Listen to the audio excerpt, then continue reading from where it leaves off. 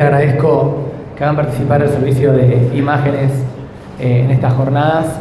Obviamente el radiólogo sin imágenes no puede casi hablar, así que por eso yo traje una presentación. Puntualmente me voy a focalizar en el nódulo pulmonar solitario, porque es un hallazgo muy frecuente, sobre todo con el alcance que tiene hoy la tomografía computada. Y la idea es hablar un poco del manejo. El manejo puede cambiar según las diferentes sociedades, incluso cada hospital, cada institución puede tener su manejo con el nódulo pulmonar solitario.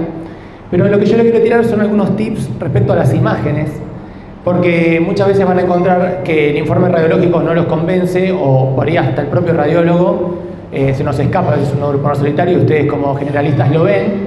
Y bueno, les voy a tirar algunas imágenes para decir, bueno, ¿qué tip puedo decir para si esto lo puedo asociar a la probabilidad de benignidad? ¿Me puedo quedar tranquilo? Así que un poco la idea es enfocarlo desde ahí. Respecto a los métodos de estudio, antiguamente solo contábamos con la radiología convencional, la placa de tórax era el primer estudio de cribado que se hacía, luego vino la tomografía computada, finalmente la tomografía computada multidetector, helicoidal. La realidad es que nosotros, para hacerme el joven, ¿no? Ya la placa de tórax no tenemos tanta experiencia como los radiólogos de otras épocas donde no se podían valer de la tomografía computada, la tomografía no era helicoidal, no había un fácil acceso, entonces se utilizaba la radiología convencional.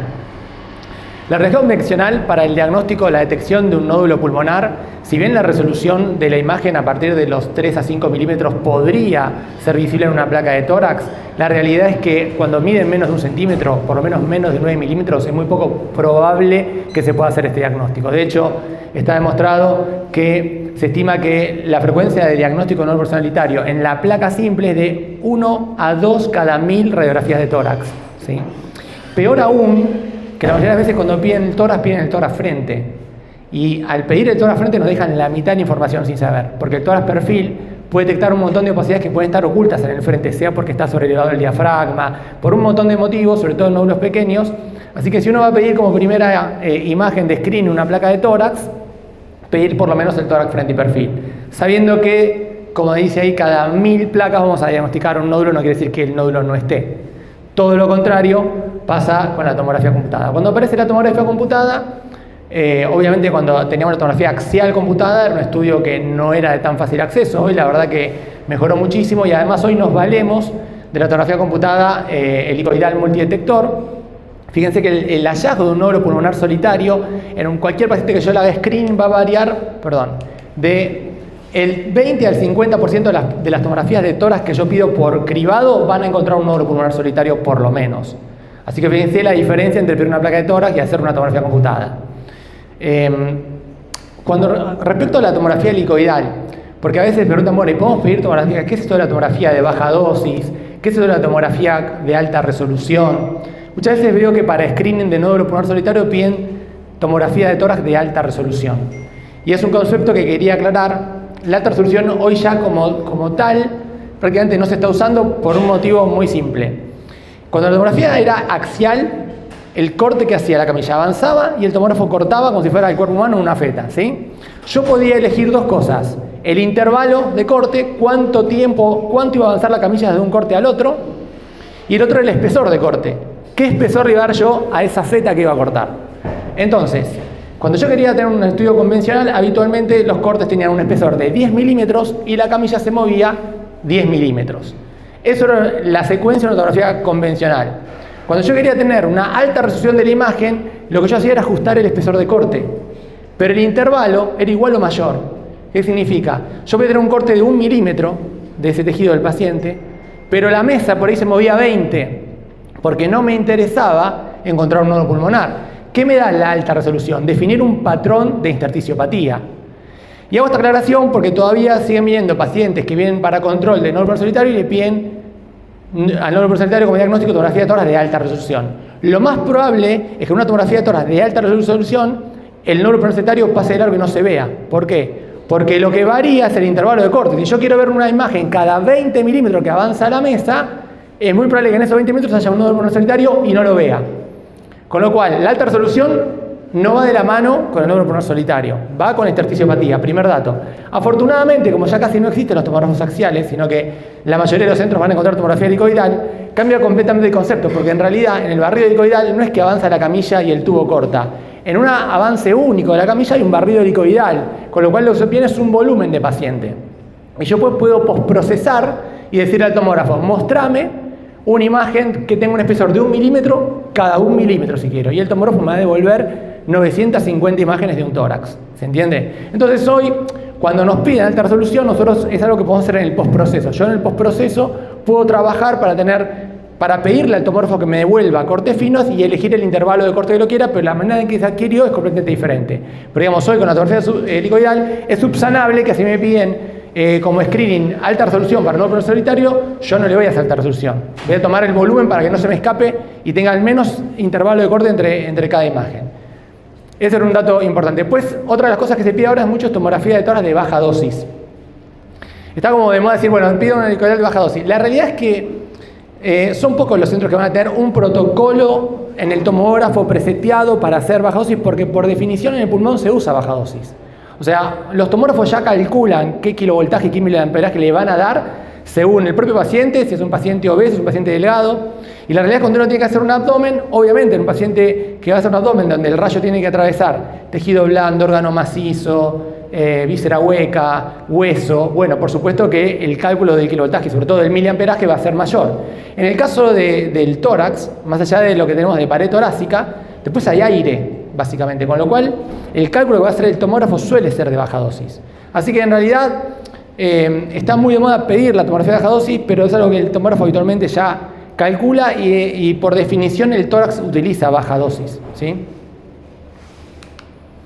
Bueno, ¿cómo definimos al nódulo pulmonar solitario? Como una lesión única, redondeada u ovalada, diámetro tiene que ser menor a 3 centímetros, cuando tenemos más de 3 centímetros hablamos de una masa, ya. Suele ser un hallazgo radiológico y primer dato importante es que el 60% son benignos. Un 40% están entre lo que es indeterminado y lo que no lo son. Y dentro de esa benignidad, lo que más frecuentemente encontramos es el famoso granuloma, el puntito calcificado. El granuloma calcificado secuelar no requiere seguimiento y es la entidad más frecuente que vamos a ver como hallazgo de nódulo pulmonar solitario benigno en una tomografía de tórax. Después le siguen los amartomas, que vamos a ver cómo son característicamente. Son nódulos que tienen como característica grasa y calcificaciones condroides, con lo cual ya también nos da una gran tranquilidad que estamos hablando de un nódulo pulmonar solitario benigno. Después le siguen las enfermedades granulomatosas activas. Y dentro de lo que es el nódulo pulmonar solitario maligno, el más frecuente es el adenocarcinoma, obviamente muy por encima de lo que es el carcinoma epidermoide, que suele aparecer no como nódulo pulmonar solitario, sino por ahí como una masa más del bronquio, y a veces el paciente debuta ya con una telectasia tipo obstructiva. Aunque obviamente están todas las variables. ¿Y qué son los criterios que nosotros tomamos para evaluar al nódulo pulmonar solitario? Primero, el tiempo. O sea, cuando yo encuentro un nódulo pulmonar solitario, ahora vamos a ver cada cuánto se lo puede seguir. Ahora, si pasaron 2 años y el nódulo se mantuvo estable, ya puedo dejar de seguirlo. Lo asumo como benigno. Por supuesto que aparecen otros factores como el tabaquismo, la exposición laboral y demás, que uno lo tiene que tener en cuenta, pero en líneas generales yo digo, bueno, si en el tiempo lo he seguido y a los 2 años esto no ha incrementado su tamaño, lo vamos a considerar benigno.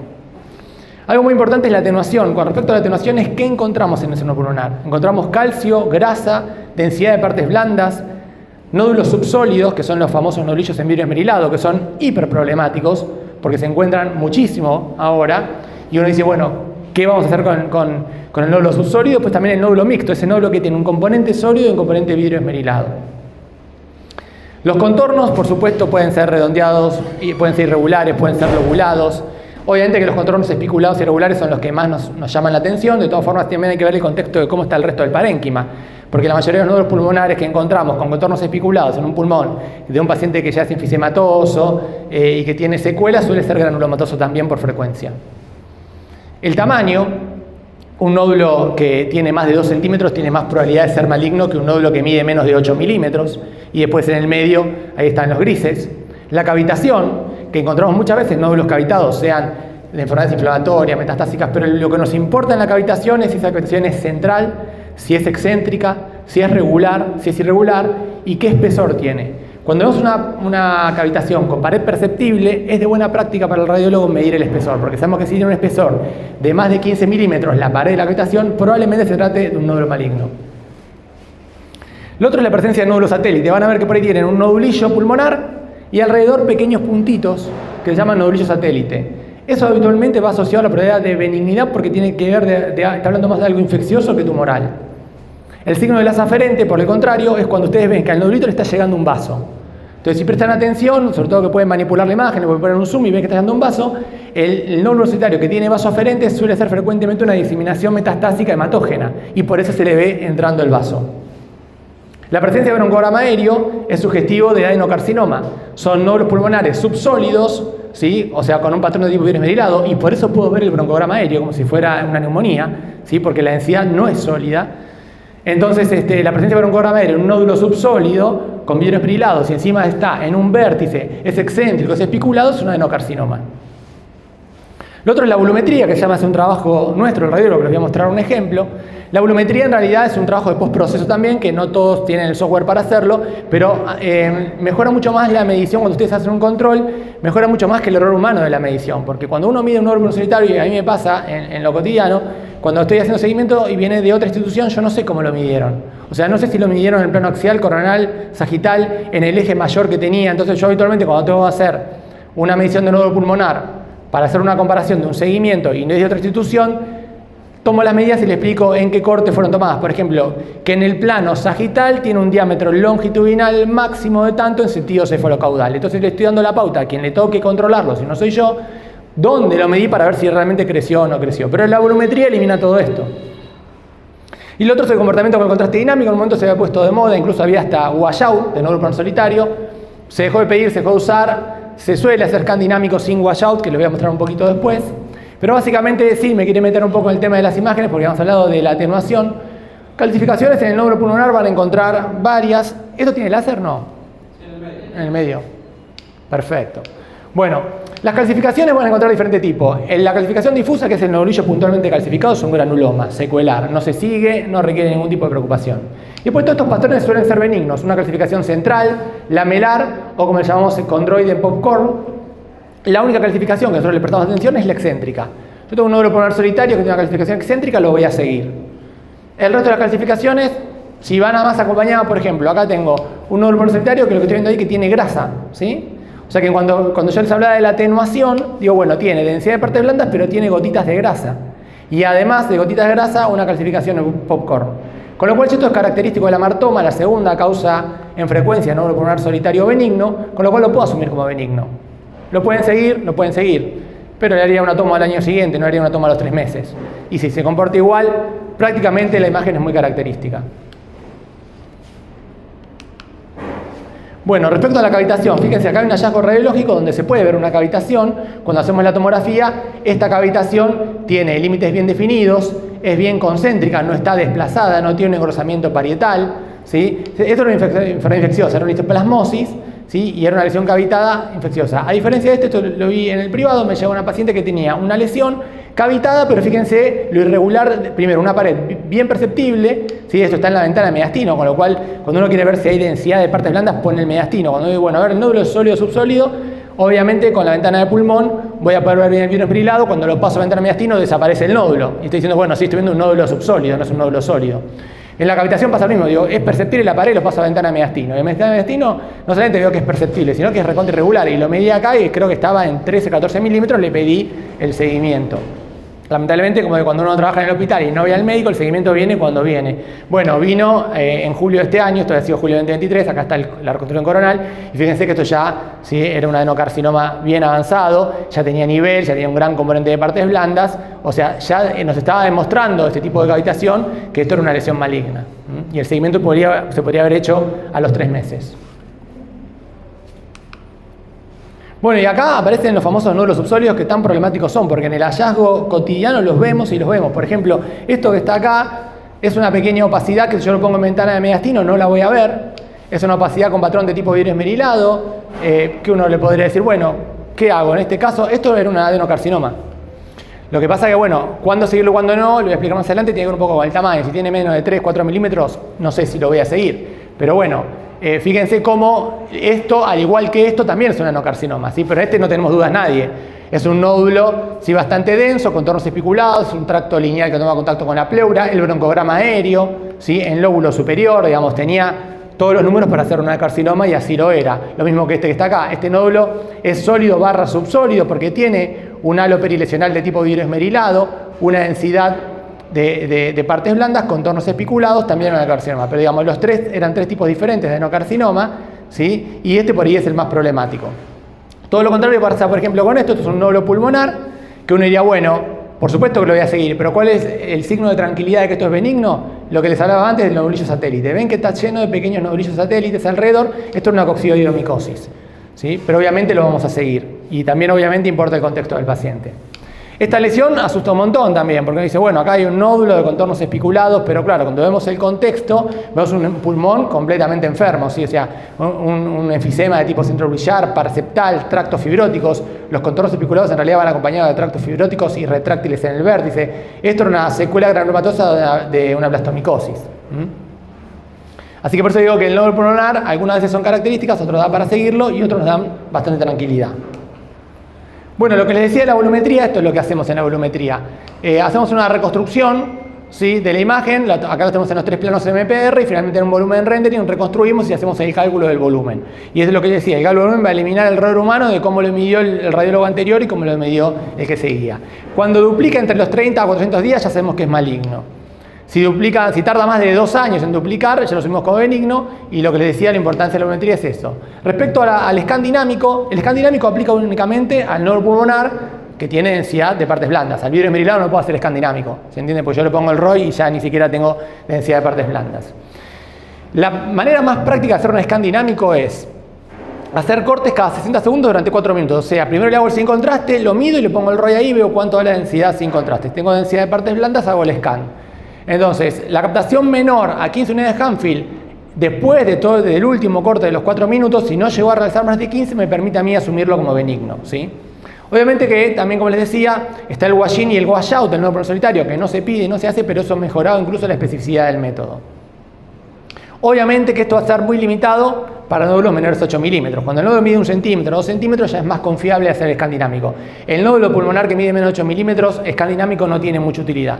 Porque además se superponen, cuando uno toma las densidades, se superponen las densidades del corte de arriba y el corte de abajo. Entonces ya no es tampoco muy creíble la densidad que yo le estoy midiendo. Y entonces les cierro con el manejo de qué hacer con los subsólidos, que para mí son los más problemáticos. La idea es que el nódulo pulmonar solitario, que es vidrio esmerilado puro, fíjense primera tomografía, segunda tomografía a los 3 meses, otra vez, y acá ya directamente era una carcinoma invasivo. Fíjense cómo empezó siendo subsólido, empezó a tener un componente ya más de densidad de partes blandas, ven que hay una parte más densa, acá ya se hace mixto y acá ya es más sólido que vidrio esmerilado. Entonces, cuando tengo vidrio esmerilado puro, si menos de 5 milímetros no requeriría seguimiento. Vamos a encontrar un montón de tomografías y sería inagotable. Ahora, con más de 5 milímetros se recomienda hacer un tratamiento antibiótico amplio espectro y repetir la tomografía a los 3 meses. Si desaparece, se acabó. Si permanece estable, vamos a tener una actitud conservadora y vamos a seguirlo con tomografía, una tomografía por año, por lo menos durante 3 a 5 años. Ya sabemos que si después de 2 años no cambió, aumentó muchísimo la probabilidad de que sea benigno. Si crece o aparece un componente sólido, resección quirúrgica. Esto no se recomienda la biopsia. La PAF en el nódulo vidrio esmerilado puede dar falsos negativos, así que no es, aunque sé que hay algunos centros que lo hacen, no es muy recomendable justamente porque suelen ser pequeños y puede dar un falso negativo.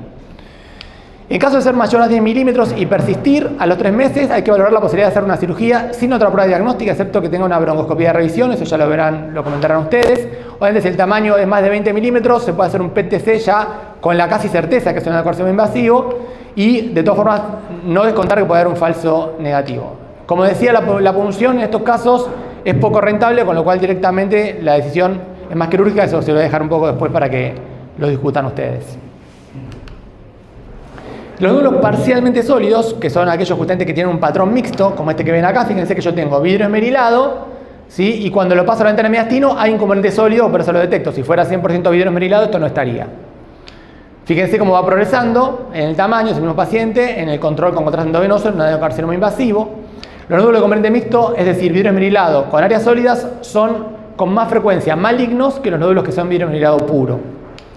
La idea es que si mide menos de 5 milímetros, repetir el control con tomografía a los 3 meses, si persiste el control por TC a los 12 meses y anual por lo menos 3 años, sabiendo que después de 2 prácticamente disminuye la probabilidad de malignidad. Si mide más de 5 milímetros, control con tomografía a los 3 meses. Si persiste, ya está indicada la resección quirúrgica. En caso que el componente sólido sea mayor a 10 milímetros, podemos hacer un PET-TC para estadificar. Y en caso de que haya contraindicación quirúrgica, sí se puede realizar la PAF al componente sólido, porque esto sí nos va a dar más rédito. Y cierro con 2 posibles algoritmos diagnósticos para el manejo. Les repito, esto no es unificado, cada uno puede trabajar como quiere, otros son más invasivos, otros más conservadores, pero la idea es que yo encuentro un nódulo mayor a 8 milímetros, ¿sí? Con densidad de partes blandas, hago una versión con tomografía y digo, si está bien definido, no tiene cavitación, tiene contornos regulares, si a eso le sumo que tiene calcio o grasa, de la manera que expliqué que aparece el calcio y la grasa, ya está, lo puedo asumir con un nódulo benigno, no lo sigo más. Si tiene atenuación de partes blandas, le puedo sumar el estudio dinámico si quiero, obviamente que tenga 10 milímetros por lo menos, para que sea confiable el estudio, y veo si el realce es mayor a 15 unidades de Hanfield, entonces biopsia. Si no realza más de 15, lo sigo los 3 meses, 6 meses, 12 meses y finalizado los 2 años, lo dejo de seguir. Si aparece otra morfología, como hablábamos, los contornos espiculados, la aferencia de broncograma aéreo, el vaso aferente y demás, directamente puedo ir a la biopsia. Y por último, los nódulos mayores a 10 milímetros, también otra opción es valoración con TC. No tengo primario conocido o tengo un primario conocido. No tiene primario conocido, la primera tomografía a los 3 meses, si está estable, repito, a los 6, 12 meses y a los 2 años. Si otra opción, quiero ser más invasivo, por más que sea sin primario conocido, un nódulo mayor de 10 milímetros sólido, le puedo hacer directamente diagnóstico histológico. Si aparecen nódulos agrupados, sí o sí, diagnóstico histológico. En caso que tenga un primario conocido, primera tomografía al mes o a los 2 meses. Si el nódulo está estable, lo paso a este algoritmo, como si fuera nódulo pulmonar sin primario conocido. Otra opción es directamente con primario conocido, aparece nódulo mayor de 10 milímetros, directamente el diagnóstico histológico. Obviamente que si aparecen nuevos nódulos, tengo que asumir metástasis. Pero bueno, esto es una especie de guía de manejo, voy a repetir, no es arbitrario, sí lo importante es tener en cuenta esto, de clasificar los nódulos, los contornos, las densidades, el calcio, la grasa, el vidrio esmerilado, ¿sí? Sobre todo por si no aparece en el informe radiológico, que ustedes lo puedan ver tranquilo y eventualmente saber cuándo consultar. Así que bueno, si no me preguntan, yo cedo la palabra.